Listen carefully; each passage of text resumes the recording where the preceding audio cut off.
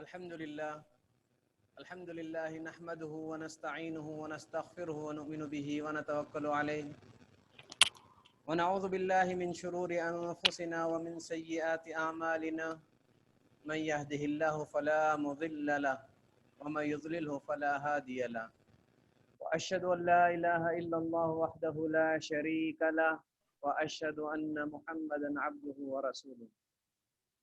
فقد قال الله تبارك وتعالى في القرآن المجيد والفرقان الحميد: أعوذ بالله السميع العليم من الشيطان الرجيم. بسم الله الرحمن الرحيم.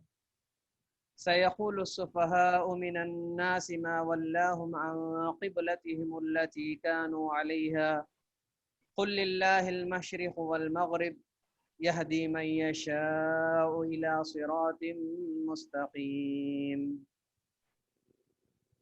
تمام تعریفیں اللہ رب العالمین کے لیے جو ساری کائنات کا اکیلا خالق و مالک ہے، جس نے مجھے اور آپ کو اشرف المخلوقات بنایا، مسلمان بنایا، قرآن کریم جیسی عظیم کتاب کو ہماری ہدایت کے لیے نازل کیا۔ درود و سلام میرے اور آپ کے آقا پیارے نبی جناب محمد الرسول اللہ صلی اللہ علیہ وسلم پر، آپ کے آل و اصحاب پر، جن کی محنتوں کے بدولت یہ دین ہم تک مکمل طریقے سے بغیر کسی کمی اور زیادتی کے پہنچا۔ اللہ تعالیٰ کا فضل ہے، کرم ہے، اللہ کی رحمت ہے۔ الحمدللہ ہمارا ایک روزہ گزرا، ساتھ ہی ساتھ اللہ تعالیٰ کی رحمت، اللہ تعالیٰ کا کرم یہ بھی ہوا کہ انسان جو سوچتا ہے، رب العالمین کی سوچ، رب العالمین کی مہربانی انسانوں پر کچھ اور ہی ہوتی ہے۔ اپریل کا مہینہ تھا، رمضان المبارک شروع ہو رہا تھا، لوگوں کو ایک پریشانی سی تھی کہ گرمی کا موسم ہے، چلچلاتی دھوپ ہے، شدت کی گرمی پڑ رہی ہے، کیا ہوگا؟ لیکن جیسے ماہ رحمت رمضان کا مبارک اور رحمت کا مہینہ داخل ہوا، اللہ تعالیٰ کی رحمت کی بارش بھی نازل ہو گئی۔ چنئی میں جو ہم توقع نہیں کر سکتے تھے بارش کی، اللہ تبارک و تعالیٰ نے ماحول کو ٹھنڈا کر دیا، روزے داروں کے لیے اللہ تعالیٰ نے آسانیاں فراہم کی۔ واقعی اللہ تعالیٰ اور پیارے نبی کی بات کتنی سچی ہے، انسان بس سوچنا ہے، نیت کرنا ہے، اسے کمپلیٹ کرنا اللہ تعالیٰ کے ذمہ ہوتا ہے۔ جیسا کہ اللہ کے نبی نے فرمایا، انسان جب ایک بالش رب کی طرف آگے بڑھتا ہے تو اللہ تعالیٰ ایک ہاتھ انسان کی طرف آگے بڑھتا ہے۔ جب انسان اللہ کی طرف چل کر آتا ہے تو اللہ تعالیٰ انسان کی طرف دوڑ کر چلے آتا ہے۔ ہم نے رمضان کے روزے رکھنے کی نیت کی، ارادے کیے، لیکن اللہ تبارک و تعالیٰ نے ہمارے لیے آسانیاں فراہم کی کہ موسم کو ٹھنڈا کر دیا، بارش کا نزول ہوا۔ یہ سب اللہ تعالیٰ کی مہربانی ہے، انسان کو اللہ کی اس رحمت پر غور کرنا چاہیے۔ اب آگے چلتے ہیں، خلاصہ کلام پاک، خلاصہ قرآن مجید۔ الحمدللہ کل کا دن تھا، الف لام میم کے تعلق سے، یعنی پہلا جو پارہ تھا اس کے تعلق سے مختصر طور پر ہم نے خلاصہ سنا۔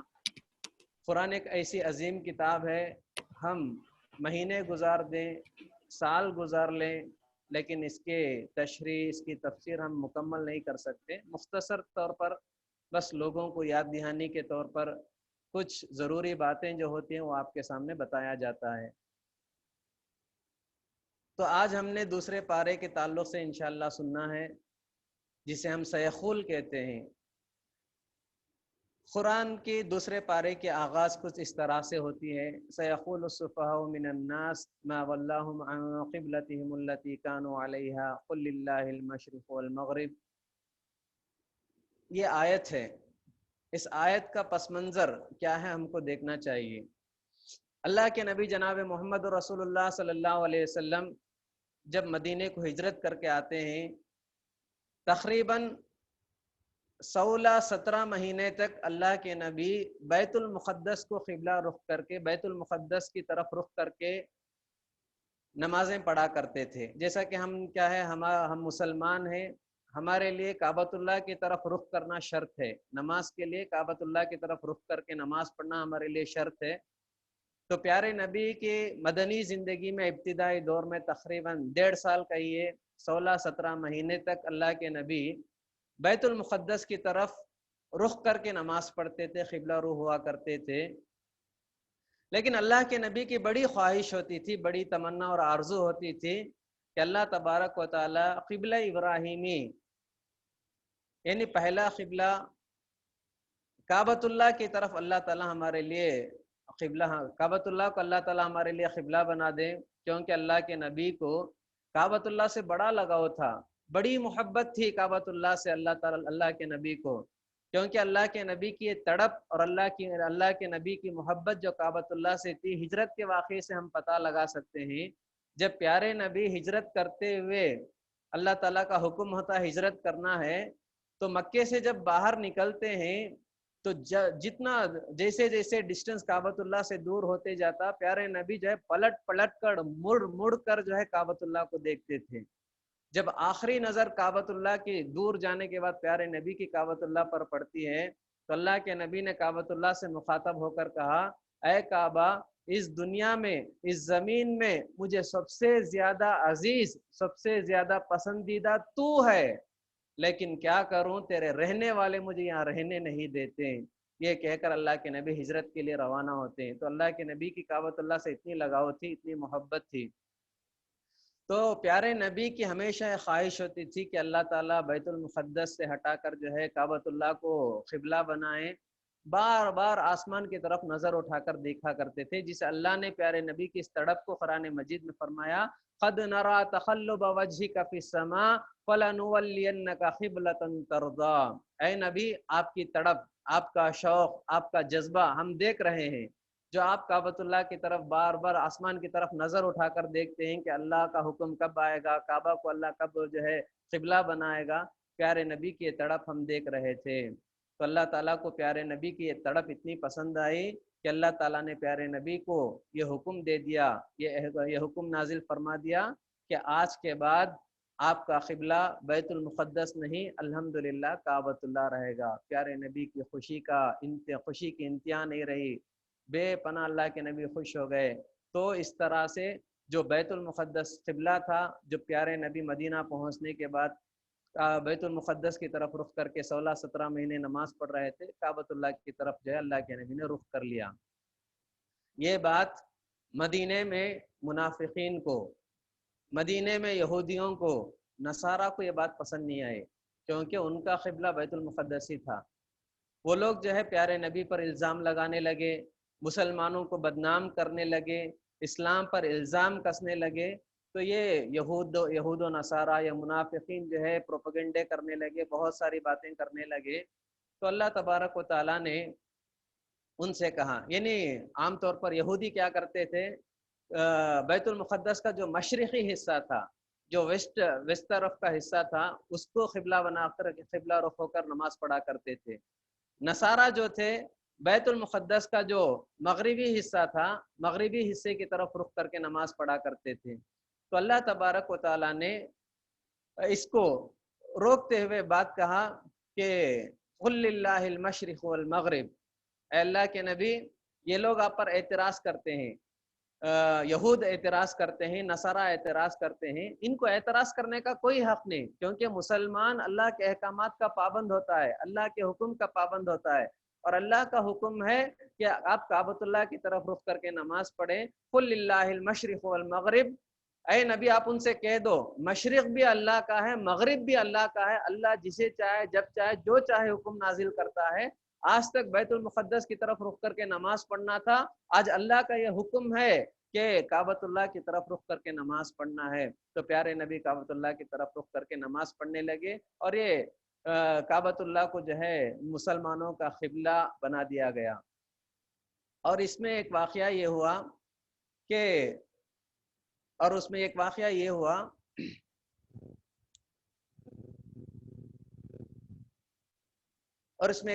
ہوا کہ مسجد کے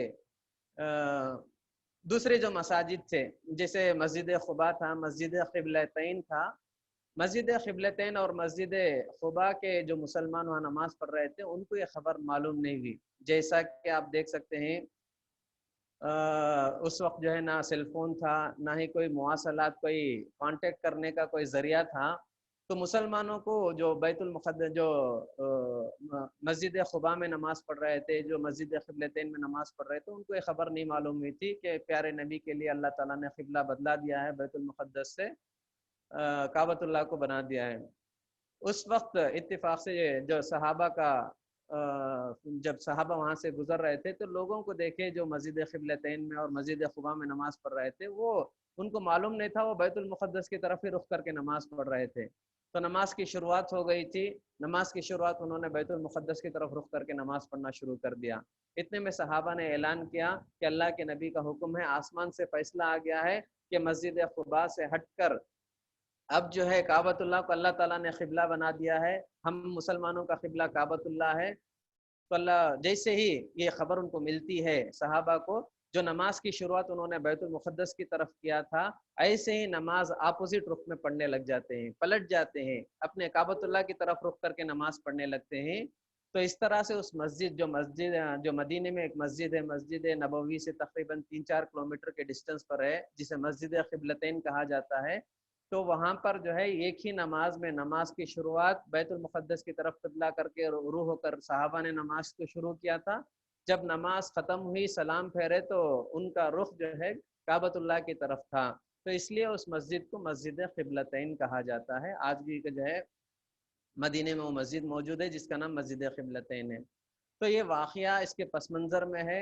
तो अल्लाह तबारक व तआला ने प्यारे नबी को तसल्ली देते हुए कि यहूद व नसारा के प्रोपेगेंडे, उनके इल्ज़ामात, उनकी बातों पर आप ध्यान ना दीजिए। मशरिक़ मगरिब अल्लाह ही का है। अल्लाह तबारक व तआला जब चाहे जो चाहे हुक्म नाजिल कर सकता है। आज तक आपका क़िबला बैतुल मुक़द्दस था, आज के बाद क़िबला अव्वल क़िबला इब्राहिमी, इब्राहिम अलैहिस्सलाम ने जो घर पहला तामीर किया था बैतुल्लाह की तरफ आपको रुख करके नमाज पढ़ना पड़ेगा।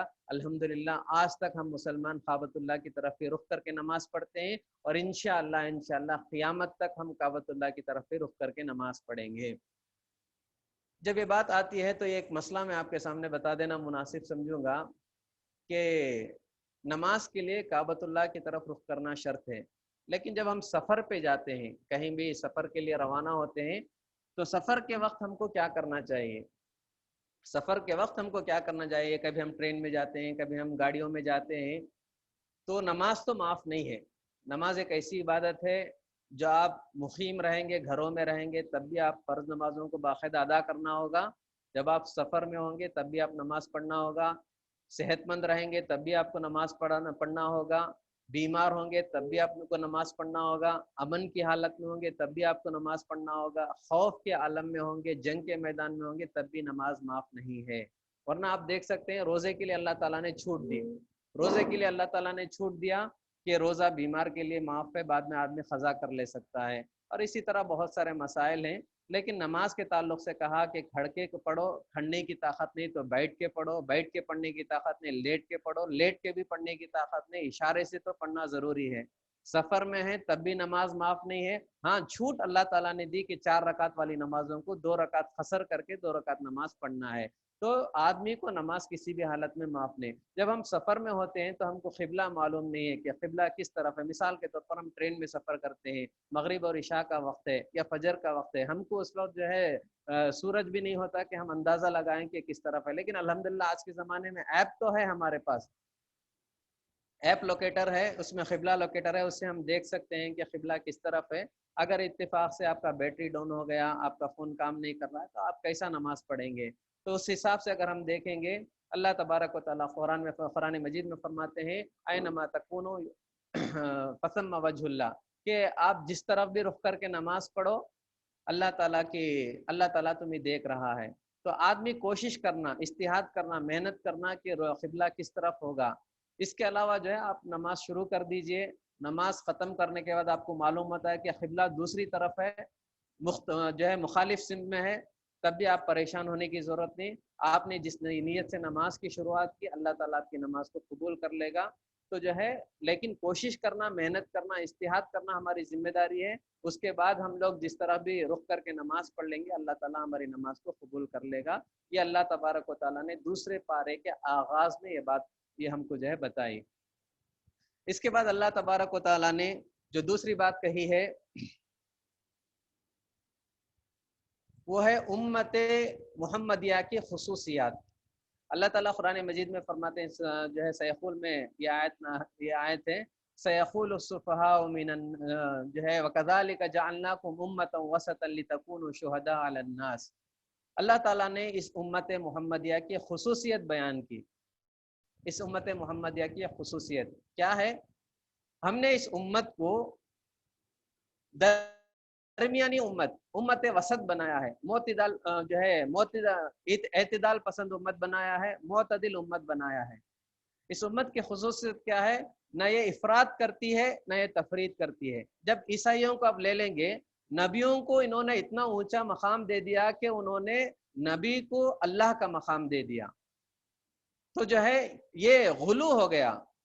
اب بہت سارے مسائل میں آپ دیکھ سکتے ہیں، لیکن امت مسلمہ کے تعلق سے کہا کہ درمیانی راستہ اختیار کرنا ہے. کسی بھی مسئلے میں اللہ کا معاملہ ہو، نبی کا معاملہ ہو، عبادت کا معاملہ ہو، اور اسی طرح دیگر جو بھی معاملات خرچ کرنے کی بات ہو، ہر مسئلے میں درمیانی راستہ اختیار کرنا ہے. کیونکہ ہم سے پہلے جو قومیں آئی ہیں، قوم بنو اسرائیل رہے، جتنے بھی نبیوں کی قوم آئے، یا تو انہوں نے غلو کر دیا، حد سے زیادہ بڑھ گئے، یا انہوں نے کوتاہی کر دی. تو ہم کو کوتاہی بھی نہیں کرنا ہے، حد سے زیادہ آگے بھی نہیں بڑھنا ہے، درمیانی راستہ اختیار کرنا ہے. جیسے مثال کے طور پر شادی کی اگر ہم بات کریں، آپ دیکھیے یہودیوں کے پاس غلو ہے، یعنی جب چاہے جس کے ساتھ چاہے، جس عورت کے ساتھ چاہے، جیسی چاہے وہ زندگی گزار سکتے، ان کے پاس کوئی پابندی نہیں. یہ جو ہے افراط ہو گیا، حد سے آگے بڑھ جانا ہو گیا. اور عیسائیوں کو لے لو، انہوں نے شادی کا تصور ہی نکال دیا، فادر اور نن کا سسٹم ان کے پاس آ گیا، ہم شادی نہیں کریں گے، جو کہ ایک فطری ضرورت ہے انسان کی، انہوں نے اس کو کرنا چھوڑ دیا. تو یہودیوں کی وجہ سے بھی ان لوگوں کو بڑا نقصان ہوا، عیسائیوں کی وجہ سے بھی نقصان ہوا. تو شریعت محمدیہ نے نکاح کے نام کی ایک سسٹم لے کر آیا. نکاح کیا ہے؟ جائز طریقے سے، حلال طریقے سے، آپس کی رضامندی کے ساتھ ایک جو ہے شادی ہوگی. شادی کے بندھن میں بننے کے بعد شوہر بیوی خوشحال زندگی جیں گے. تو اللہ تبارک و تعالیٰ نے یہ درمیانی راستہ بتایا. اسی طرح اب بہت ساری چیزوں میں دیکھ سکتے ہیں، خرچ کرنے کی بات ہے. خرچ کرنے کے لیے بھی شریعت نے کہا کہ درمیانی راستہ اختیار کرو. ایسا نہ ہو کہ تم ضرورت سے زیادہ پورے پیسے خرچے کر دو کہ تم جو ہے بیچ گلی میں ٹہر جاؤ، کنگال ہو جاؤ، یا جو ہے خرچ کرنے کی جگہ بھی خرچ نہ کریں. شریعت نے اسے بھی نہیں پسند کیا، بلکہ کہا کہ لوگوں کو بھی دیا کرو، خود بھی کھایا کرو، لوگوں کی ضرورت بھی پوری کیا کرو، تمہاری ضرورت بھی پوری ہو جائیں. ایسا نہ ہو کہ پیسے صرف تمہارے پاس رہ جائیں، ایسا نہ ہو کہ جو ہے پورے پیسے دوسروں کے پاس چلے جائیں. دوسروں کو بھی دو، خود بھی کھاؤ، دوسروں کو بھی کھلاؤ، خود بھی پہنو، دوسروں کو بھی پہناؤ، خود بھی اچھے رہو، دوسروں کو بھی اچھے رکھنے کی کوشش کرو. اسی طرح نماز کی بات رہے، شریعت نے نفل نماز کے تعلق سے کہا کہ ولا تجہر بصلاتک ولا تخافت بها وابتغ بین ذلک سبیلا. اللہ نے کہا کہ نفل نمازیں جب پڑھتے ہو تو اتنی آہستہ بھی نہ پڑھو کہ تمہارے ہونٹ بھی حرکت نہ کریں، کیونکہ عام طور پر لوگ گھروں میں نماز پڑھتے ہیں تو ان کی ہونٹ تک حرکت نہیں کرتے ہیں. شریعت نے کہا ایسا نہیں، مسجدوں میں جب جاؤ تو دوسروں کا خیال کرتے ہوئے نماز پڑھو، صرف کم سے کم جو ہے ہونٹوں کو حرکت دو، ہونٹوں کو حرکت دینا چاہیے. الحمدللہ رب العالمین الرحمن الرحیم، ہماری ہونٹ حرکت کرنا چاہیے. ایسا نہ ہو کہ ہونٹوں کو ہم بند کر کے رکھ لیں اور دل ہی دل میں پڑھیں، ایسا جو ہے نہیں پڑھنا ہے. یا اتنی بلند آواز سے بھی نہیں پڑھنا کہ بازو پڑھنے والوں کو تکلیف ہو جائیں. تو آدمی کیا کرے، کم سے کم اتنی آواز سے نماز پڑھیں کہ ہماری آواز ہمارے کانوں کو سنائی دے. اگر گھر میں پڑھتے ہیں، مسجد میں اتنی آواز سے پڑھیں گے تو دوسروں کو ڈسٹرب ہوگا. تو مسجد میں صرف نماز پڑھتے وقت، سنت اور نفل پڑھتے وقت کیا کرنا ہے؟ آپ کو صرف ہونٹوں کو حرکت دینا چاہیے، الحمدللہ رب العالمین، جسے ہونٹوں کو حرکت دینا ہے. اور ایک بات آپ کو بتا دوں، فرض نمازیں مسجد میں ہونی چاہیے، نفل نمازیں اور سنت نمازیں گھروں میں پڑھنا افضل ہے. اگر وہ مرد ہوں تو ان کے لیے بھی یہی حکم ہے کہ فرض نمازیں ایک ہی مسجد میں ادا کریں ہمیشہ کے لیے. اللہ کے نبی صرف فرض نمازیں مسجدوں میں پڑھتے تھے، نفل اور سنت نمازیں گھروں میں پڑھنا افضل ہے. ہاں یہ الگ بات ہے کہ گھر کو آ کے پڑھنے میں کوتاہی سستی ہو سکتی ہے تو آدمی مسجد میں پڑھ لیتا ہے، کوئی بات نہیں ہے.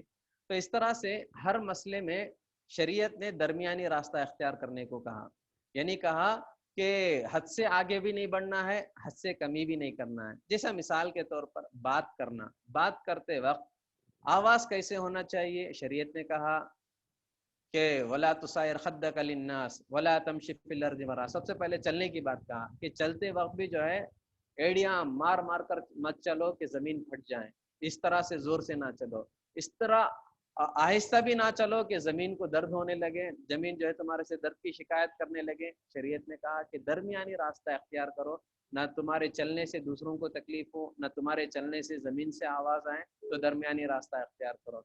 जब बात करो तो बात में भी जो है बहुत जो है इतनी आहिस्ता भी बात ना करो कि तुम्हारी आवाज़ तुमको खुद सुनाई ना दे, और इतने बुलंद आवाज़ से बात ना करो 4 गली तक तुम्हारी आवाज़ जो है सुनाई दे।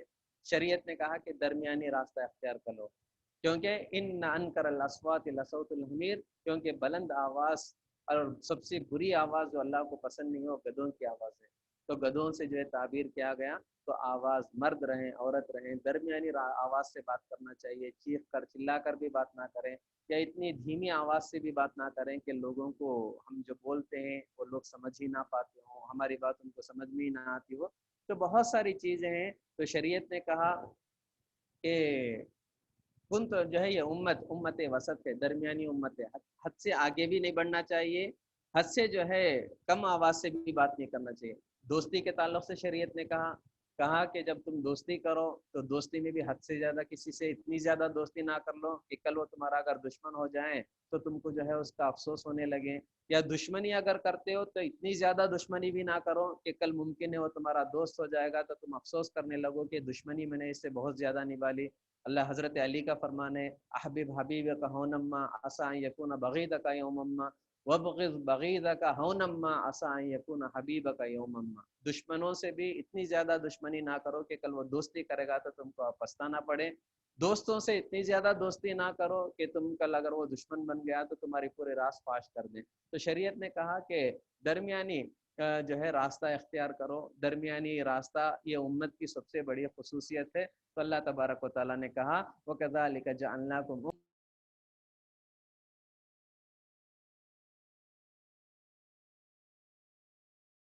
कोताही करती है। जैसा कि आमतौर पर आप देख सकते हैं, कभी एक आदमी को नमाज पढ़ने का शौक आया तो दिन रात करके नमाज पढ़ेगा, 4 दिन नमाज पढ़ के छोड़ देगा, 5वें दिन फर्ज नमाज भी छोड़ देगा। तो शरीयत ने कहा कि इतनी ज्यादा नमाजें भी ना जो ना पढ़ो कि तुम फर्ज नमाज को छोड़ दो, या ऐसी कोताही भी ना करो कि फर्ज नमाज ही पढ़ने से बाज आ जाओ। शरीयत ने कहा कि नमाजें पढ़ो, फर्ज नमाज पढ़ो, फर्ज नमाज के आगे पीछे की सुन्नतें पढ़ो, जब तक तुम्हारा जी चाहता है पढ़ो, नफिल नमाज पढ़ते वक्त तुम्हारा जी नहीं चाहता थोड़ी देर के लिए छोड़ दो। कुरान पढ़ना है, जब तक तुम्हारा जी चाहता है पढ़ो, जब तुम्हारा जी नहीं चाहता तो थोड़ी देर के लिए आराम कर लो, उसके बाद पढ़ो। ऐसा ना हो कि एक दिन में 10 पारा 15 पारा पढ़ने के शौक में आप पढ़ लो, दूसरे दिन कुरान को हाथ लगाना छोड़ दो। तो आदमी आकर दरमियानी रास्ता हर चीज़ में इख्तियार करना चाहिए। इसके बहुत सारे फ़ायदे हैं, अल्लाह ताला ने हमारे लिए हुक्म बताया। इसके बाद आप सयखुल में जो दूसरे पारे में अल्लाह ताला ने एक बात बताई, लैसल बिर्रा अन तुवल्लू वुजूहकुम क़िबल अल-मशरिक़ वल मग़रिब वलाकिन्नल बिर्रा मन आमन बिल्लाहि वल यौमिल आखिर। तो अल्लाह ताला ने एक फहरिस्त गिनाई, यानी नेकी ये नहीं है कि आदमी अच्छे कपड़े पहन लें, क़िबले की तरफ रुख करके नमाज पढ़ लें, अपने आप को नमाजी परहेजगार दीनदार साबित कर लें, ना अल्लाह का हक उसका अकीदा सही ना हो, ना ही वो अल्लाह का हक अदा करने वाला हो, ना ही वो बंदों का हक अदा करने वाला। शरीयत ने कहा ऐसा नहीं, क्योंकि आमतौर पर हमारे मुसलमानों के पास क्या आदत है, टोपी पहन लिया, दाढ़ी रख लिया, जुब्बे पहन लिया, नमाज 5 वक्त की पाबंदी से मस्जिद को जाके पढ़ लेता है, लेकिन आप देखेंगे उसका अकीदा बड़ा बकवास होता है। उसका अकीदा जो है अल्लाह की ज़ात पर ही सही से नहीं होता, अल्लाह की ज़ात पर उसका यकीन नहीं होता, नबियों के ताल्लुक़ से उसका अकीदा सही नहीं होता। तो शरीयत ने कहा कि सिर्फ जुब्बा पहन लेना, मस्जिदों में आकर नमाज पढ़ लेना ही दीनदारी नहीं है, बल्कि अल्लाह के बारे में जानो। अल्लाह तुम्हारा खालिक है, अल्लाह तुम्हारा मालिक है, अल्लाह तुम्हारा राज़िक़ है, अल्लाह की ज़ात पर तुम्हारा भरोसा होना चाहिए। मन आमन बिल्लाह, आखिरत पर ईमान रखो। ये दुनिया हमेशा के लिए नहीं है, एक ना एक दिन ख़त्म होने वाली है, फना होने वाली दुनिया है। आखिरत की ज़िंदगी हमेशा रहने वाली ज़िंदगी है। आखिरत की ज़िंदगी में जो कामयाब होगा वही कामयाबी है। नबियों पर ईमान लाओ, फरिश्तों पर ईमान लाओ, आसमानी किताबों पर ईमान लाओ, यही जो है नेकी है। ये हुकूकुल्लाह के बारे में अल्लाह ने बताया। फिर हुकूकुल इबाद, बंदों का बात अलमाल अला हुब्बिही ज़विल क़ुरबा वल यतामा वल मसाकिन, अल्लाह ने एक फहरिस्त गिनाई, क्या अपने रिश्तेदारों में जो बीमार हैं, जो गरीब हैं, जो लाचार हैं, जो मजबूर हैं, जो मिस्कीन हैं, जो ज़रूरतमंद हैं, उनको देकर उनकी मदद क्या करो, उनका साथ दो, ज़िंदगी में उनके दुख सुख में तुम शरीक हो जाओ, यही नेकी है। ایسا نہ ہو کہ تم جو ہے اپنے آپ کو بڑے فیاض کہتے ہو، لوگوں پہ بڑا خرچ کرتے ہو، لیکن تمہارا اپنا رشتہ دار خود بھوکا مر رہا ہو، تمہارا اپنا قریبی دوست خود جو ہے پریشان ہو. ایسا نہ ہو. سب سے پہلے تمہارے رشتہ دار. اسی لیے اللہ کے نبی نے فرمایا زکوٰۃ دینا فرض ہے، زکوٰۃ دینا فرض ہے، لیکن وہ زکوٰۃ سب سے پہلے اپنے قریبی رشتہ دار کو دو. زکوٰۃ دو گے تو ایک ثواب ملے گا، دوسروں کو دو گے تو رشتہ دار کو دو گے تو دو ثواب ملے گا، دگنا ثواب ملے گا. پہلا ثواب اس لیے کہ تم زکوٰۃ دے رہے ہو، زکوٰۃ کا ثواب ملے گا. دوسرا ثواب اس لیے ملے گا کہ تم رشتوں کو دے کر رشتوں کو جوڑ رہے ہو، تو یہ ثواب ملے گا. تو جو ہے حقوق العباد، بندوں کا حق بھی ادا کرنا ہے. کیونکہ ہمارے پاس سب سے بڑی کمی یہ ہے کہ آج عام طور پر ہم کیا کرتے ہیں، نماز پڑھ لیتے ہیں، قرآن پڑھ لیتے ہیں، جو ہے بڑے دین کے پابند کر کے لوگوں کو بتاتے ہیں، لیکن جب پرسنل زندگی میں جا کر دیکھیں گے تو لوگوں کے پیسے ہڑپ کرتے ہیں، لوگوں کا مال ہڑپ کرتے ہیں، لوگوں کی جگہ ہڑپ کرتے ہیں. دیکھے تو جو ہے حاجی کہتے ہیں، دیکھے تو جو ہے داڑھی ہوتی ہے، جبے ہوتے ہیں، جو ہے دوسروں کا پیسے ہڑپ کر کے خود کے بڑے بڑے بنگلے بنا لیتے ہیں.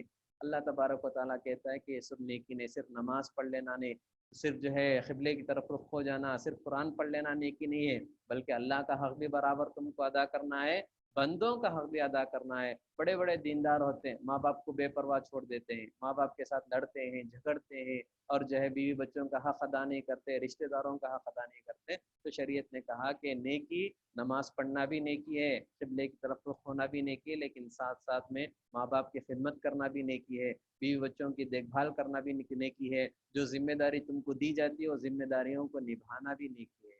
تو شریعت نے بڑی تفصیل سے جو ہے ایک فہرست، ایک بہت بڑا لسٹ گنایا کہ جو ہے نیکی کسے کہتے ہیں، عبادت کسے کہتے ہیں. شریعت نے دوسرے پارے میں یہ چیز کہا. اس کے بعد دوسرے پارے میں اللہ تبارک و تعالیٰ نے روزے کی فرضیت کے بارے میں فرمایا، جو رمضان کا مہینہ ہے. یا ایھا الذین آمنوا کتب علیکم الصیام کما کتب علی الذین من قبلکم لعلکم تتقون. آگے فرمایا شہر رمضان الذی انزل فیہ القرآن ھدی للناس وبینات من الھدی والفرقان.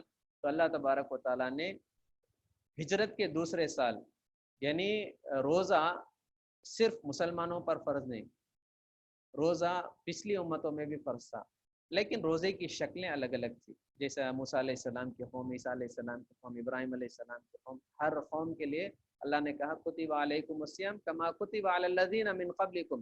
تم پر بھی اللہ نے روزے فرض کیا، تم سے پہلی جو امتیں آئی ہیں ان پر بھی اللہ نے روزہ فرض کیا تھا، لیکن روزے کی شکلیں الگ تھی. امت مسلمہ کے لیے روزے کا حکم کیا ہے؟ صبح سے لے کر شام تک آدمی جو ہے کھائے گا نہیں، پیے گا نہیں، نفسانی خواہشات پوری نہیں کرے گا، اسی کو جو ہے روزہ کہتے ہیں. اس سے پہلے جو قومیں تھیں ان کے الگ الگ شکلیں تھیں، لیکن روزہ نامی چیز جو ہے ہر امت میں رہا ہے، روزہ نام کی چیز ہر امت میں رہا ہے. تو پیارے نبی پر جو روزے کے احکامات ہیں، ہجرت کرنے کے دوسرے سال مدینے میں جانے کے بعد اللہ کے نبی پر اللہ تعالیٰ نے روزہ فرض کیا تھا، اور امت کو یہ تعلیم دیا گیا تھا کہ روزے کے احکامات ہیں، روزہ ایسا رکھنا چاہیے، روزے کی یہ شکلیں ہیں. روزے کی ساری تفصیلات اللہ تبارک و تعالیٰ نے دوسرے پارے میں بتایا. اسی طرح حج کے تعلق سے اللہ تبارک و تعالیٰ نے دوسرے پارے میں بتایا حج کے احکامات، حج کیسے کرنا چاہیے، حج کی شکلیں کیا ہیں، حج میں جو ہے کیا کیا مسائل ہیں، اللہ تبارک و تعالیٰ نے مختصر طور پر بتایا. اور اللہ تعالیٰ نے حج کے تعلق سے یہ بات پوائنٹ آؤٹ کر کے بتایا کہ حج کو جانے والا، حج کو کون جائے گا؟ من استطاع الیہ سبیلا. جو حج کو جانے کی طاقت رکھتا ہے وہی حج کرے گا. ایسا نہ ہو کہ طاقت نہیں ہے، آدمی جو ہے قرض لے کر، سود پہ پیسے لے کر اس طرح سے جانے کی شریعت اجازت نہیں دیتی. شریعت نے کہا حج کرنے کی طاقت کیا ہونا چاہیے؟ وہاں جانے تک کے لیے پیسہ ہونا چاہیے، وہاں جا کر کھانے پینے کے لیے، وہاں جا کر بھیک مانگنے کی نوبت نہیں آنا چاہیے. وہاں جا کر جو آپ جتنے دن بھی رہیں گے، 5-10 دن، 40-50 دن، 2 مہینہ، 3 مہینہ، جتنے بھی مدت کے لیے آپ حج کو جاتے ہیں، یہ جانے آنے کے درمیان ٹکٹ کے پیسے، اور اس کے بعد جو ہے وہاں جا کر کھانے پینے کے لیے آدمی کے پاس پیسے ہونا چاہیے. سب رہا تو ہی، اور اتنا ہی نہیں بلکہ جب تک جا کے آئے گا اس کی بستی میں اس کے ماں باپ، اس کے بیوی بچے جو گھر میں رہیں گے ان کے بھی کھانے پینے کا انتظام ہونا چاہیے. اتنا سب رہے گا تبھی حج کرنے کا حکم ہے. ایسا نہ ہو کہ آدمی جو ہے حج کو جانے کی خواہش تو ہے، اس خواہش میں کیا کرتا ہے، لوگوں کے پاس بھیک مانگتا ہے، میں حج کو جانا چاہ رہا ہوں، مجھے پیسے دو، مجھے پیسے دو. آدمی جو ہے لوگوں کے پیسے لے کر حج کو جاتا ہے، ایسی حج اللہ تعالیٰ کے پاس قابل قبول نہیں. تو آدمی جو ہے हज को जाने आने के लिए उसके पास पैसे होना चाहिए, जिससे ज़्यादा रहा। अल्लाह ताला ने फरमाया वतज़व्वदु फ़इन्न खैरज़्ज़ादि तक़वा, जाने आने के पैसे लेकर जाओ, वहाँ जाकर भी तुम जो है खाने पीने के लिए तुम्हारे पास पैसे होना चाहिए। तुम जाकर आने की इस दरमियान में जो मुद्दत है उस वक्त तक तुम्हारे घर बस्ती में तुम्हारे बीवी बच्चों के लिए भी खाने पीने का इंतजाम होना चाहिए। इतना रहेगा तभी तुम पर हज फर्ज है, उसके बाद ही तुम हज को जाना चाहिए। और साथ ही साथ अल्लाह ताला ने एक और शुबे का इजाला किया कि जब तुम हज को जाते हो वहाँ जाकर हज के अहकाम, हज के काम करते हुए भी, हज के अमाल करते हुए साथ में अगर तुम वहीं कुछ नौकरी भी करना चाहे तो नौकरी कर लो। और उसके बाद जो है हज की इबादत में जो है तुम वहाँ जाकर यहाँ से हिंदुस्तान से, मिसाल के तौर पर हम लोग हिंदुस्तान से जाते हैं, कोई यहाँ की कीमती चीज़ें लेकर जाकर वहाँ अगर बेचना चाहें, तिजारत करना चाहें, शरीयत इसकी भी इजाज़त देता है। हज की मुद्दत में जाकर तिजारत करना चाहो तिजारत कर सकते हो। तो अल्लाह ताला ने दूसरे पारे में हज के मसाइल और हज के ताल्लुक़ से बहुत सारी बातें बताई। और इसी तरह आप देख सकते हैं इस्लाम में दूसरे पारे में अल्लाह तबारक व तआला ने तलाक़ के बारे में बताया। तलाक़ का मसला, तलाक़ किसे कहते हैं, तलाक़ कब देना चाहिए, तलाक़ के लिए क्या क्या मराहिल हैं, क्या क्या स्टेजेस हैं, और तलाक़ कैसे दी जाती है, उसकी इद्दत की मुद्दत क्या है, खुला किसे कहते हैं। अल्लाह ताला ने जो है दूसरे पारे में ये बात जो है तफसील के साथ हमको बताया है। जैसे मिसाल के तौर पर एक बात मैं आपको बता दूं, इस्लाम में निकाह बहुत आसान फरमाया, लेकिन आज हम लोगों ने निकाह को बड़ा मुश्किल कर लिया। और इसी तरह आप देख सकते हैं तलाक़, अल्लाह ताला ने इजाज़त तो दिया है, लेकिन तलाक़ हलाल चीज़ों में अल्लाह ताला को सबसे ज़्यादा नापसंदीदा चीज़ तलाक़ है। जैसा हदीस में अल्लाह के नबी ने फरमाया इन्ना अबग़ज़ल हलाल इंदल्लाहि अत-तलाक़, अल्लाह ताला ने जितनी चीज़ें हलाल की हैं, खाना पीना तिजारत और जितनी सारी चीज़ें अल्लाह ने हलाल की है, इन हलाल चीज़ों में जो अल्लाह को सबसे नापसंदीदा चीज़ें वो तलाक़ है। आज जो है मुसलमानों के अंदर तलाक़ के ताल्लुक़ से ज़्यादा इल्म नहीं होने की वजह से, और इसके ताल्लुक़ से मैं कुछ तफसील से कुछ बातें आपको मुख्तसर तौर पर कुछ ज़रूरी बातें आपको बताना मुनासिब समझूंगा, क्योंकि हमारे लोगों में इसके ताल्लुक़ से सही इल्म नहीं रहने की वजह से मीडिया इस्लाम पर कीचड़ उछाल रही है, इस्लाम को बदनाम कर रही है। इस्लाम बदनाम हो रहा है तो हमारी हरकतों की वजह से इस्लाम बदनाम हो रहा है, मुसलमानों की नादानी और जिहालत की वजह से इस्लाम बदनाम हो रहा है। अब देख सकते हैं एनआरसी, एनपीआर और क्या सीएए का जो फितना चल रहा था, इससे पहले जो फितना चला था, हुकूमत ने हमारे खिलाफ जो साजिश की थी, वो तलाक़ के मसले को लेकर किया था। तलाक़ बिल को पास करके उन्होंने मुसलमानों की पर्सनल लॉ पर उन्होंने जो है हाथ रख दिया था। हकीकत में ये मुसलमानों की कम इल्मी, मुसलमानों की जिहालत का नतीजा है। हमको जानना चाहिए कि तलाक़ क्या है। आमतौर पर हम क्या समझ जाते हैं, शादी कर लेते हैं, छोटे मोटे झगड़े हो गए, तलाक़ देकर क्या समझ लेते हैं, तलाक़ कहकर हम क्या समझ जाते हैं कि हमने जो है बहुत बड़ा कारनामा अंजाम दे दिया। ऐसा नहीं है। तलाक़ के जो है स्टेजेस हैं, अल्लाह ताला ने तलाक़ को आखिरी मरहले में रखा है। ऐसा नहीं कि एक ही मजलिस में बैठ के आदमी जो है 3 मरतबा कह दिया और जो है तलाक़ हो गया, ऐसा नहीं है। शरीयत ने इसे एक लंबा स्टेज रखा है, एक प्रोसीजर रखा है, उसके बाद ही तलाक़ जो है आखिरी स्टेज, लास्ट स्टेज, जब कोई बात बन नहीं पड़ेगी तब जो है तलाक़ का मसला आएगा। शरीयत ने कहा सबसे पहले ईला कहते हैं। ईला के ताल्लुक़ से अल्लाह तबारक व तआला ने सूरह बकरा में ही फरमाया है, दूसरे पारे में फरमाया अल्लज़ीना यूलूना मिन निसाए, जिस तरह के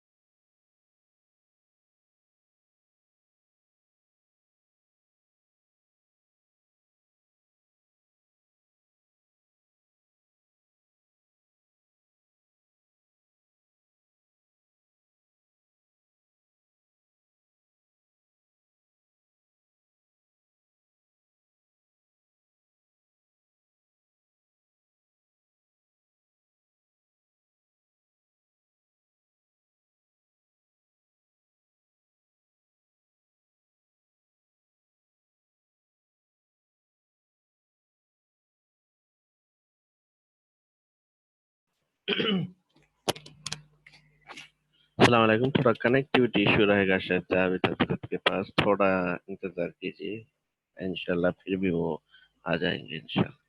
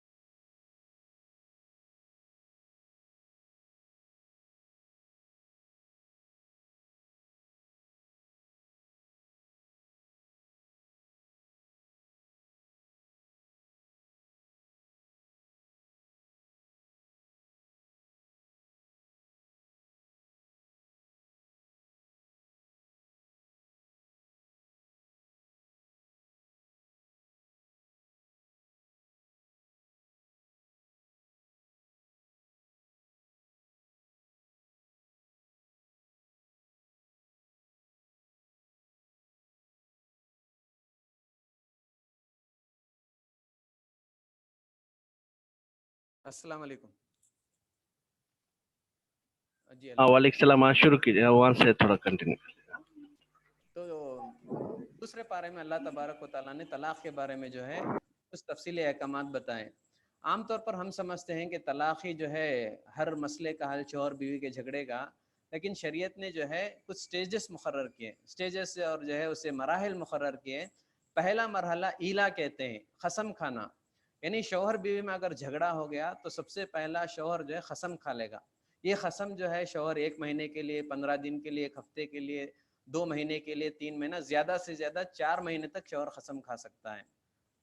یعنی قسم کیا ہے کہ قسم کھا لے گا کہ میں آج کے بعد جو ہے بیوی سے کہے گا کہ آج کے بعد میں تجھ سے تعلقات نہیں رکھوں گا، تجھ سے جو ہے بات چیت نہیں ہوگی، تیرے سے تعلقات نہیں رکھوں گا. یہ مسنون ہے، یہ خود اللہ کے رسول کے زمانے میں ہوا ہے. اللہ کے رسول نے خود جو ہے کچھ مسئلے پر، میں انشاءاللہ آگے جو صورت آئیں گی اس میں وہ تفصیل بتاؤں گا انشاءاللہ. تو جو ہے امہات المومنین سے پیارے نبی نے 1 مہینے کے لیے قسم کھا لیا تھا کہ جو ہے ملیں گے نہیں اس طرح سے. تو یہ پہلا اسٹیج ہے. آدمی اگر چاہے 4 مہینے تک آدمی قسم کھا سکتا ہے. 4 مہینے کے بعد بھی دونوں میں بات چیت امپرومنٹ نہیں ہوئی، کچھ جو ہے تعلقات اچھے نہیں ہوئے، سدھرے نہیں، تو اس کے بعد جو ہے دوسرا مسئلہ طلاق کا آئے گا. تو 4 مہینے تک کے لیے شریعت نے کہا. یہ پہلا اسٹیج ہے.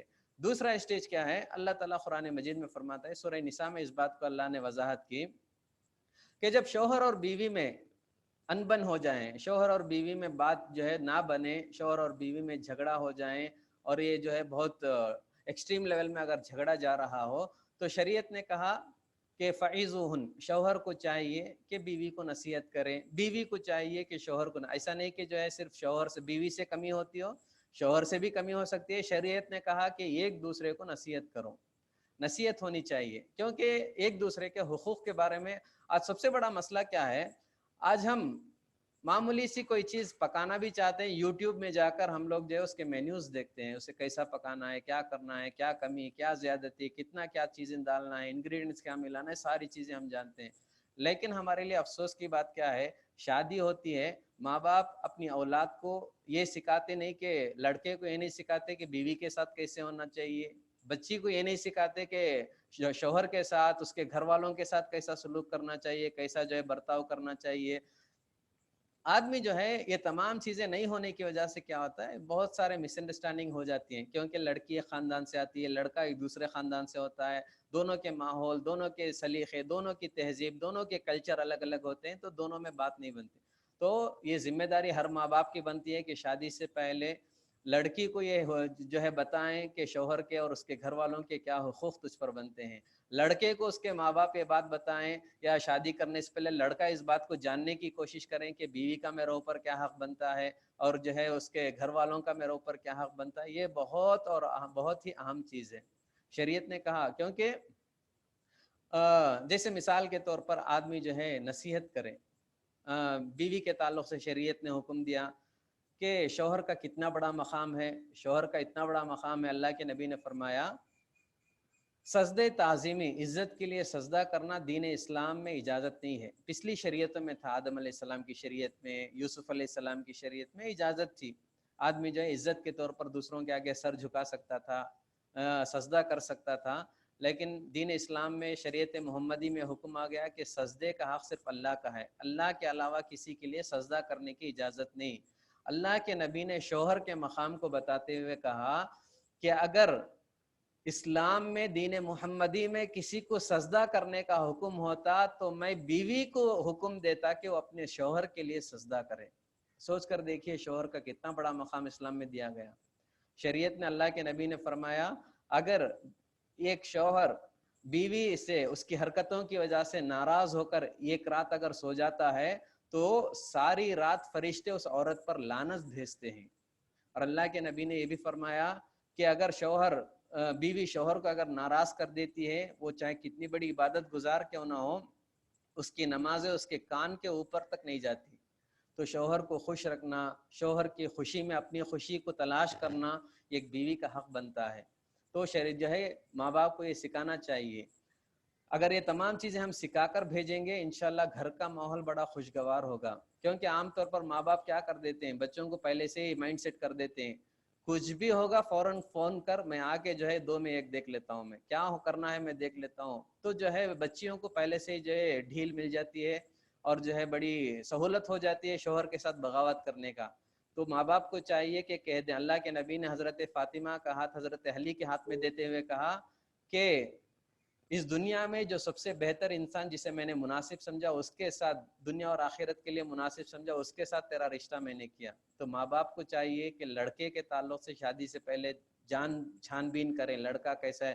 میں تو ہمیشہ کہتا ہوں سب سے پہلے اگر آپ اپنی بچی کا، اپنی بہن کا، اپنی بیٹی کا کہیں نکاح کرنا چاہتے ہیں، سب سے پہلے مسجد کے امام سے جا کر پوچھئے، کہ امام سے پوچھئے کیا وہ مسجدوں کو، نمازوں کو برابر آتا ہے. اگر امام کہتا ہے ہاں نماز کو آتا ہے، اس کے بعد بات آگے بڑھائیے. پیسوں کو مت دیکھیے، خوبصورتی کو مت دیکھیے، رنگ کو مت دیکھیے، کیونکہ اللہ کے نبی نے فرمایا کہ دیندار لڑکے اور دیندار لڑکیوں کا انتخاب کرو، زندگی میں سکھی رہو گے، خوش رہو گے. کیونکہ جو اللہ ہم کو کھلاتا ہے، پلاتا ہے، خوشحال زندگی دیا ہے، جو لڑکا اللہ کا حق ادا نہیں کرتا، وہ آپ کی بیٹی، بہن اور آپ کی بچی کا حق کہاں سے ادا کرے گا؟ سوچ کر دیکھیے. سب سے پہلے مسجد کے امام سے پوچھئے، اس کے اخلاق و کردار دیکھیے، اس کے دوستوں کو دیکھیے، اس کا دوست کیسا ہے. تو اس کے بعد جو ہے شادی کا آغاز کریں، اس کے بعد انشاءاللہ زندگی خوشگوار ہوگی. جو ہے لڑکوں کے تعلق سے شریعت نے کہا کہ عام طور پر لڑکیوں کو اس کی خوبصورتی، اس کے مال، اس کے خاندان کو دیکھ کر کیا جاتا ہے. فَاصْفُرْ بِذَاتِ الدِّينِ تَرِبَتْ يَدَاكَ، دیندار لڑکیوں کا انتخاب کرو، زندگی میں خوش رہو گے، سکھی رہو گے. اور جو ہے لڑکوں کو جو ہے شوہروں کو یہ تعلیم دی گئی کہ بیوی کا تم پر کتنا بڑا حق ہے، وہ سب کچھ اپنا چھوڑ کر تمہارے خاطر آتی ہے، تو تم اس کا جو ہے ذمہ داری سنبھالنا ہے، اس کا دیکھ بھال کرنا ہے. اور بہت سارے حقوق ہیں. اللہ کے نبی نے فرمایا خیرکم خیرکم لأہلی وانا خیرکم لأہلی، تم میں سے بہتر آدمی وہ ہے جو اپنی بیوی بچوں کے ساتھ بہتر ہے. عام طور پر آدمی جو ہے لوگوں میں اس کی تعریف ہوتے ہیں، لوگوں میں اس کے چرچے ہوتے ہیں، لیکن اس کی بیوی اسے جو ہے برا بلا کہتی ہے، اس کے بچے اسے جو ہے اچھی عزت نہیں دیتے ہیں، تو ایسا انسان ناکام ہے. اللہ کے نبی نے فرمایا تم میں سے بہتر آدمی وہ ہے جو اپنی بیوی بچوں کے ساتھ بہتر ہے. اپنی بیوی بچوں کے ساتھ بہتر ہے. کیونکہ دیکھنا ہو تو حضرت علی سے پوچھو کہ ان کے سسر ان کے لیے کتنے بہتر ہیں. ماں عائشہ سے پوچھو کہ ان کے شوہر ان کے لیے کتنے بہتر ہیں. حضرت فاطمہ سے پوچھو کہ ان کے والد ان کے لیے کتنے بہتر ہیں. اللہ کے نبی نے ہر ایک کا حق برابر ادا کیا تھا. تو شوہر کو بھی چاہیے کہ برابر بیوی کا حق ادا کریں، ماں باپ کا حق ادا کریں. ایسا نہ ہو کہ بیوی کی بات سن کر ماں باپ کا حق چھین لیں، ایسا نہ ہو کہ ماں باپ کی بات سن کر بیوی کا حق چھین لیں. دونوں چیزیں نہیں ہونی چاہیے. تو یہ نصیحت، یہ اللہ تعالیٰ قرآن میں کہتا ہے طلاق سے پہلے یہ سب سے اہم چیز ہے. فَعِظُوهُنَّ، اگر شوہر بیوی میں مس انڈرسٹینڈنگ ہوتی ہے تو محلے کے امام کو یا جو لوگ دین جاننے والے ہیں ان کو رکھ کر شوہر بیوی کے درمیان بات کرانی چاہیے. شوہر کو اس کے حقوق بتانی چاہیے، بیوی کو اس کے حقوق بتانی چاہیے. بہت اہم چیز ہے. اس کے بعد کہا وَاهْجُرُوهُنَّ فِي الْمَضَاجِعِ، یہ ایک مرحلہ، یہ ایک سٹیج ہے. اگر نصیحت کرنے کے باوجود بھی جو ایک دوسرے کو سمجھ نہیں پاتے ہیں، سمجھ نہیں پاتے ہیں، تو شوہر کے لیے کہا گیا، بیوی کے لیے کہا گیا کہ شوہر بیوی بستروں میں الگ ہو جائیں. کیونکہ جتنی بڑی نفرت بھی کیوں نہ ہو، لیکن جب بستر میں الگ ہو جاتے ہیں تو ایک دوسرے کی قدر معلوم ہوتی ہے، پھر آپس میں مل جا سکتے ہیں. تو یہ دوسری چیز فرمائی. اور تیسری چیز شریعت نے کہا، اگر یہ ایک مرحلہ شریعت نے یہ بھی کہا کہ اگر اس کے باوجود بھی دونوں میں بات سدھرتی نہیں، سنبھلتی نہیں، تو معاشرے کے وَضْرِبُوهُنَّ، یہ ایک تو بتایا گیا کہ اتنا مار مارو کہ کوئی زخم نہ ہو، غیر مبرہ، ضربن غیر مبرہ، ایسا مار جو ہے بیوی کو ہلکے سے مار سکتے ہو سمجھانے کے لیے، اس کی یہ کرنے کے لیے کہ جو ہے حالات سدھر جائیں. اس کے علاوہ کچھ مفسرین نے یہ بھی کہا کہ معاشرے کے لوگوں کو مثال دے کر مثال دینی چاہیے. دیکھو ہمارے امی ابا ہیں 25-40 سال سے جو ہے آپس میں پیار و محبت کے ساتھ رہتے ہیں، ہم لوگ ایسا نہیں لڑنا چاہیے. تو اس طرح ایک دوسرے میں جو معاشرے میں خوشحال زندگی جی رہے ہیں ان کو دیکھ کر جو ہے ہم لوگ مثال دینا چاہیے، شریعت نے اسے کہا. تو یہ تمام سٹیجز ہیں، مراحل ہیں. کیسا طلاق جو ہے ایسے اٹھاتے ساتھ طلاق نہیں ہوتا. پہلے جو ایلا ہے، قسم کھانے کی بات ہے، نصیحت کی بات ہے، اس کے بعد جو ہے بستر میں الگ ہونے کی بات ہے، اس کے بعد جو ہے دوسروں کو دیکھ کر مثال دینے کی بات ہے. آخری مرحلہ کہا اگر بات اس کے بعد بھی نہیں بنتی ہے فَبَعْثُوا حَكَمًا مِّنْ أَهْلِهِ وَحَكَمًا مِّنْ أَهْلِهَا، تو تمہارے خاندان سے 2 بڑے آدمی کو بلاؤ، لڑکی والوں کے خاندان سے 2 بڑے آدمی کو بلاؤ، بلا کر لڑکا لڑکی کو رکھ کر بڑے لوگ بیٹھ کر آپس میں بات کریں، ایک دوسرے کو سمجھائیں. اتنے مراحل میں بھی اگر مسئلہ حل نہیں ہوتا ہے، اس کے بعد مسئلہ آتا ہے طلاق کا. उसके बाद आता है मसला तलाक का। और तलाक भी जो है ऐसे ही एक मजलिस में बैठकर 3 तलाक देने की शरीयत में हरगिज इजाज़त नहीं। आपको ये बात मालूम होनी चाहिए। शरीयत ने कहा कि तलाक के लिए कुछ क़वानीन हैं, कुछ अहकामात हैं। तलाक के लिए अहकाम क्या है? सबसे पहली चीज़, औरत जो है पाकी की हालत में होना चाहिए, पाकी की हालत में होना चाहिए, और इस दौरान में शौहर और बीवी आपस में मुबाशरत ना किए हों। ऐसी पाकी की हालत में जो है आदमी एक मर्तबा कहेगा मैं जो है तुम्हें तलाक देता हूँ। तो ये तलाक देने के बाद उसके बाद 3 महीने की जो है इद्दत की मुद्दत है। इस बीच में आदमी अगर मिलना चाहे मिल जा सकता है, अगर नहीं मिलता है तो बात ख़त्म हो जाएगी, रिश्ता ख़त्म हो जाएगा। उसके बाद जो है शरीयत ने कहा कि उसके बाद अगर फिर से आपस में बात बन सकती है तो चूँकि एक ही तलाक, अल्लाह ने इस सूरत में ये बात भी बताया अत-तलाक़ु मर्रतान, 2 मरतबा आप जो है तलाक दे सकते हैं। पहली तलाक देने के बाद क्या है, 3 महीना गुजर गई, आपस में नहीं हुआ तो आदमी जो है उसके बाद एक 6 महीने के बाद ख्याल आता है कि फिर मिल जाएं। शरीयत ने कहा हाँ फिर से तुम लोग निकाह करना चाहिए, बाकायदा निकाह होगा, महर अदा करेंगे, इस तरह से निकाह होगा। इसके बाद फिर बात नहीं बनी, फिर एक मरतबा तलाक हो गया, फिर जो है इस तरह से रिश्ता जो है ये करके 3 मरतबा जब तलाक दे देंगे, 3 मरतबा तलाक देने के बाद आपस में एक दूसरे को मिलने की इजाज़त नहीं है। ये बड़ा तफसीली किस्सा है, मैं मुख्तसर तौर पर आपको समझा रहा हूँ, इसलिए शायद आपको कुछ बातें समझ में आए या ना आए। अगर कुछ डाउट है तो इंशाल्लाह कभी रूबरू मिलकर बात कर सकते हैं, या कभी कुछ डाउट है तो आप पूछ ले सकते हैं, तो इंशाल्लाह तफसील से मैं बताऊँगा। चूँकि मुख्तसर दर्स कुरान है इसलिए मुख्तसर तौर पर ये मसला हमको मालूम होना चाहिए, इसलिए मैं आपको मुख्तसर तौर पर बता रहा हूँ। तो जो है इस तरह से 3 मरतबा अगर एक शौहर तलाक दे देगा, उसके बाद उसकी बीवी उसके लिए हराम हो जाएगी। 3 मरतबा तलाक देने के बाद वो बीवी से दोबारा शादी नहीं कर सकता, दोबारा ज़िंदगी गुजार नहीं सकता। तो आदमी के लिए बड़े शराइत हैं तलाक देने के लिए। तो आदमी को मसाइल जानना चाहिए, मुसलमान होने की हैसियत से अहकामात हमको मालूम होना ज़रूरी है। तो ये तलाक का मसला शौहर के लिए शरीयत ने बताया। लेकिन बीवी के लिए कहा गया कि अगर बीवी अगर शादी करके रख दिया गया है, बीवी को शौहर के साथ जीना पसंद नहीं है, उसके साथ रहना पसंद नहीं है, उसके अखलाक, उसके आदतें, उसके किरदार अगर शौहर की पसंद नहीं है, तो शरीयत ने औरतों पर रहम किया। जो दूसरे मजहबों में नहीं, इस्लाम की खुसूसियत है कि औरतों के ऊपर रहम किया, औरतों को खुला का हक दिया। खुला का हक, औरत अगर चाहती है कि वो फलां आदमी के साथ नहीं जीना चाहती है, शौहर के साथ नहीं जीना चाहती है, तो शरीयत ने हुक्म दिया कि ये भी खुला के ज़रिए से अलग हो सकती है। या अगर जो है खुला कैसे करेगी, जाकर मस्जिद के जो जमात है, जमात में कहेगी, अगर सर खाजी हैं, खाजी साहब हैं तो खाजी साहब के पास जाएगी, जाकर एक अर्जी देगी, एक रिक्वेस्ट देगी, लेटर देगी कि मैं आदमी के साथ जीना नहीं चाहती, इसके अखलाक मुझे पसंद नहीं, आदतें पसंद नहीं, इसकी जो हमारी जिम्मेदारी अदा नहीं करता है, हमारा हक अदा नहीं करता है। तब खाजी साहब जो है लड़के को बुलाएंगे, बुलाकर उसके बाद लड़की की मंजूरी के तहत जो है उसके साथ उसे जुदा कर देंगे। ये खुला का है। तो शरीयत में लड़कों के लिए कहा गया अगर लड़की के साथ जीना नहीं चाहते तलाक है, लेकिन तलाक के लिए बड़े मसाइल हैं। और ये बात याद रखिए, हलाल चीज़ों में अल्लाह को सबसे नापसंदीदा चीज़ जो है तलाक है। तलाक के बारे में आदमी ना सोचे। अगर एक्सट्रीम लेवल में जाकर भी कुछ मसला हल नहीं होता है तो तब जो है आपको ऑप्शन है कि तलाक दे सकते हैं। इसी तरह खुला के लिए कहा गया कि औरत जो है अगर जीना नहीं चाहती है तो खुला के ज़रिए से अलग हो सकती है, उसके लिए भी इद्दत मुकर्रर किया गया। तो ये जो है तफसीलात थी तलाक के ताल्लुक़ से, कुछ बातें आपके सामने बताई गई, तो इसे आप जहन में रखिए। इसी तरह सूरह बकरा में अल्लाह तबारक व तआला ने दूसरे पारे में शौहर के इंतकाल पर जो इद्दत की बात है उसके बारे में बताया कि वो औरतें जिनका शौहर इंतकाल कर जाता है 4 महीने 10 दिन तक वो इद्दत मनाएगी। 4 महीने 10 दिन तक इद्दत मनाएगी। ये बात हमारे लिए बहुत ज़रूरी है जानना।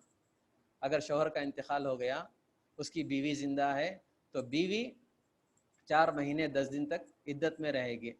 अभी इद्दत की बात आई तो मैं एक बात मुख्तसर तौर पर आपको कह दूँ, इद्दत का मतलब ये नहीं कि जो हम लोगों ने रस्मी तौर पर बना लिया, औरत को जो है कमरे में बंद कर दिए, लोगों से मिलना नहीं, लोगों से बात नहीं करना, हिंदू औरतों की, गैर मुस्लिम औरतों की सूरत नहीं देखना, औरत खुद अपनी सूरत जो है आईने में जाकर ना देखना, ये सब लोगों का बनाया हुआ, इस्लाम में इसका कोई लेना देना नहीं। इद्दत किसे कहते हैं? सिर्फ इद्दत इसे कहते हैं कि शरीयत ने कहा कि जो सजना सवरना औरतों का होता है, चूंकि शौहर ही सजने सवरने के लिए, दिखाने के लिए नहीं है, तो औरत जो है सजना सवरना छोड़ देगी। اس کے علاوہ نارمل جو اپنی روٹین لائف ہے وہ جی سکتی ہے، گھر کے اندر رہ سکتی ہے، ضرورت کی بنیاد پر ہاسپٹل جانا آئے گا، کسی اور ضروری کام کی وجہ سے باہر جانا چاہتی ہے جا سکتی ہے، شریعت اس کی اجازت دیتی ہے، اور عدت کی مدت 4 مہینے 10 دن ہے۔ ہمارے چنئی کے ماحول کیسا ہے کہ 4 مہینہ 10 دن عورتیں عدت میں نہیں بیٹھتی، یہ اگر حقیقت میں شوہر کے جدائی پر سوگ منانے کے لیے شریعت نے صرف عورتوں کے لیے حکم دیا ہے 4 مہینہ 10 دن کا۔ ہمارے چنئی کی عورتیں کیا کرتی ہیں، 40 دن میں باہر نکل جاتی ہیں، 40 دن میں گھومنے پھرنے لگتی ہیں، شریعت اس کی اجازت نہیں دیتا 4 مہینہ 10 دن تک۔ اور یہ عدت کی مدت میں آپ کو بتا دو، اگر حاملہ عورت ہے، ایک عورت کا شوہر کا انتقال ہوتا ہے، اس کی بیوی حمل سے ہے، آخری ایام میں ڈیلیوری کے قریب ہے، مثال کے طور پر جو ہے 8واں مہینہ چل رہا تھا، اس کے شوہر کا انتقال ہو گیا، تو اسے 4 مہینے 10 دن ویٹ کرنے کی ضرورت نہیں عدت کے لیے، جیسے ڈیلیوری ہو جائے گا اس کی عدت پوری ہو جائے گی۔ اسی طرح اگر بیوی حمل سے تھی، 3 مہینے کی حاملہ تھی، حمل سے تھی، اس وقت شوہر کا انتقال ہو گیا، تو وہ 4 مہینے 10 دن عدت میں نہیں بیٹھے گی، بلکہ ڈیلیوری کے ٹائم تک جو ہے وہ عدت پہ رہے گی۔ اگر وہ 6 مہینہ بھی لگ جائیں، 7 مہینہ بھی لگ جائیں، تو حاملہ عورتوں کے لیے عدت کی مدت ڈیلیوری کا ٹائم ہے، ڈیلیوری جیسے ہوگا، اگر شوہر کے انتقال کے دوسرے دن ہی ڈیلیوری ہو گیا تو اس کی عدت ختم ہو جائے گی۔ اگر ڈیلیوری کے جو ہے شوہر کے انتقال کے 8 مہینے بعد اگر بچہ پیدا ہوتا تو عورت کی عدت کی مدت 8 مہینے تک رہے گی۔ یہ کچھ پیچیدے مسائل ہیں، لیکن یہ مسائل جاننا ہم مسلمانوں کے لیے ضروری ہے، اسی لیے آپ لوگوں کو مختصر طور پر میں بتا رہا ہوں۔ اس میں بہت سارے اور بھی چیزیں ہیں، جیسے طلاق کی بات آئی تو طلاق کے بعد جو ہے وراثت میں عورت کو حصہ ملے گا نہیں ملے گا، ایک بڑا مسئلہ ہے، بہت ساری چیزیں ہیں، لیکن آج کے بارے میں جو ہے اتنی ہی ساری چیزیں آئی ہیں۔ اسی طرح جو ہے سورہ بقرہ میں 2 پارے میں اللہ تبارک و تعالیٰ نے عورتوں کے منسس کے پیریڈز کے تعلق سے اللہ تعالیٰ نے احکامات بتائے کہ عورتوں کو حیض کے دنوں میں جو ہے کیسے ہونا چاہیے، شوہر بیوی ہے تو کیسے ہونا چاہیے۔ اللہ تعالیٰ نے فرمایا یسألونک عن المحیض قل هو اذن فاعتزلوا النساء، اللہ تعالیٰ نے کہا کہ یہ ایک عورتوں کے لیے بڑے تکلیف کے ایام ہوتے ہیں، مردوں کو چاہیے کہ عورتوں سے دور رہیں، مباشرت نہ کریں، حتیٰ یطہرن، یہاں تک کہ جو پاک ہو جائیں۔ تو اللہ تبارک و تعالیٰ نے پیریڈز کے تعلق سے، منسس کے تعلق سے جو ہے اس میں بہت سارے مسائل بیان کیے۔ تو یہ کچھ مسائل تھے، احکامات تھے۔ سورہ بقرہ میں اللہ نے بہت سارے مسائل، حج کے، روزے کے، طلاق کے، نکاح کے، بہت سارے مسائل، تو دوسرے پارے میں جو باتیں تھیں میں نے آپ کے سامنے مختصر بیان کیا ہے۔ انشاءاللہ اور بھی جو سورہ بقرہ کا بقیہ حصہ ہے تیسرے پارے میں، اور آل عمران کی شروعات ہوگی انشاءاللہ تیسرے پارے کا خلاصہ کل انشاءاللہ آپ کی خدمت میں۔ بس اللہ تعالیٰ سے دعا ہے کہ اللہ تبارک و تعالیٰ میں کہنے اور سننے سے زیادہ عمل کی توفیق عطا فرمائے، قرآن پاک کے مطابق، قرآن کے احکامات کے مطابق زندگی گزارنے کی ہمیں توفیق عطا فرمائے، جب تک زندہ رکھے دین اسلام پر قائم رکھے، جب موت دے تو اللہ تعالیٰ ایمان کی حالت میں کلمے کی موت عطا فرمائے۔ اللہ تبارک و تعالیٰ ہمارے روزوں کو، تراویح کو، ذکر و اذکار کو، تلاوت کو قبول فرمائے، آمین۔ وآخر دعوانا الحمدللہ رب العالمین۔ السلام علیکم ورحمۃ اللہ وبرکاتہ۔ جزاکم اللہ خیر سے۔ سورہ بقرہ جیسا سب لوگ جانتے ہیں بہت ہے نا، بہت بڑا سورت ہے، اس کو آپ نے جو ہے نا الحمدللہ قریباً 1 گھنٹے میں بہت اچھی طرح چیزوں جتنے بھی ہے تو پورا آپ نے کور کر لیا، ماشاءاللہ بہت اچھا تھا سننے کو۔ الحمدللہ۔ کچھ جزاک اللہ ڈاؤٹ رہا تو انشاءاللہ۔ آپ لوگ بعد میں پوچھ سکتے ہاں ہیں یہ آپ۔ ایک ڈاؤٹ اگر یہ لوگ پوچھ رہے ہیں، انشاءاللہ کل کو اس کا سوال انشاءاللہ آپ دے سکتے ہیں جواب، یعنی کہ یہ جی ہے کہ انشاءاللہ جو تراویح کا سلسلے میں جو 8 رکعت ہے، 20 رکعت ہے، انشاءاللہ اس پہ کچھ 5 منٹ پہ کل اگر آپ جواب دے تو تھوڑا اچھا رہے گا انشاءاللہ۔ ٹھیک ہے یہ انشاءاللہ۔ تھوڑے انشاءاللہ۔ اچھا شیخ، السلام اچھا، علیکم، جزاکم وعلیکم اللہ السلام خیر، ورحمۃ اللہ۔ اللہ حافظ۔